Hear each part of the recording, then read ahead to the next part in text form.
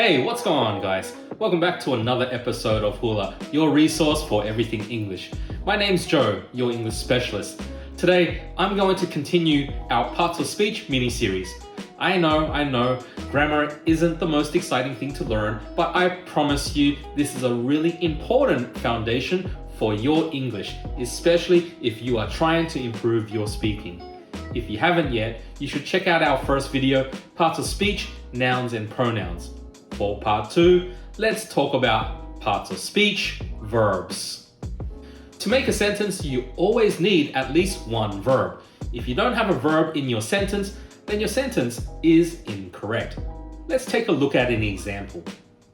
In this sentence, we can see she some reports in the office. That sounds a little weird, right? Well, that's because it's missing a verb. So it doesn't help us understand what she is doing. We always need a verb in a sentence. Let's add a verb here. We can say, she wrote some reports in the office. Now that looks better. We have a better understanding of her action because of the verb. Alright, verbs are words that show action. We are going to learn about two types of verbs, dynamic verbs and stative verbs. If you don't know what that means, that's okay. You probably know some of these verbs already. Verbs can show two things. A physical action like run, jump, or kick. This is a dynamic verb. B, a state of being or condition like love or hate. This is a stative verb. Easy, right? Number 1, dynamic verbs. These are your action verbs. We have two types of dynamic verbs, external and internal. External would be physical verbs like walk, eat, drink, clean, dance, or talk. You can see or hear this action clearly. Internal looks at actions that happen in your mind or inside, like decide, guess, grow, or live. We sometimes call them process verbs, which describes actions in transition. This means that an action changes from one thing to another.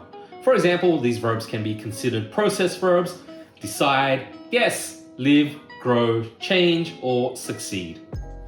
When you look at dynamic verbs, they can change in grammar, so you can use them in any form. For example, in the simple present, I cook spaghetti every week.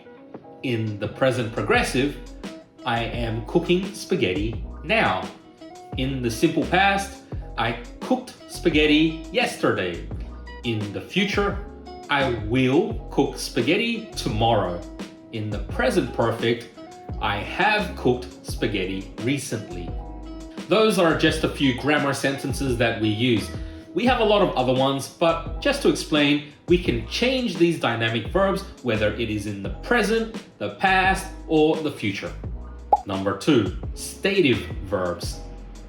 Our second type of main verb is called stative verbs. Usually these verbs describe a person's state or feelings.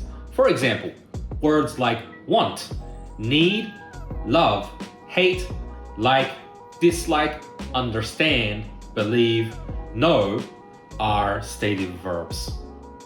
For these type of verbs, we don't use any progressive sentences. For example, instead of saying, I am wanting some chocolate ice cream, you'd say, I want some chocolate ice cream. So, the big tip here for stative verbs is don't use the progressive sentence. There you go. Those are your verbs. Once you get an understanding of how these work, you'll get most of your sentence. Your base starts right here in the subject and verb relationship. Remember, these verbs can change depending on the grammar. If you like this video, please support me by subscribing to my channel and sharing this with someone you know who's learning English. Any little help is appreciated. On that note, I appreciate you taking some time to watch and learn something new. Stay tuned for parts of speech, auxiliary verbs coming soon in the next few weeks. My name's Joe and this is Hula. Until next time, bye.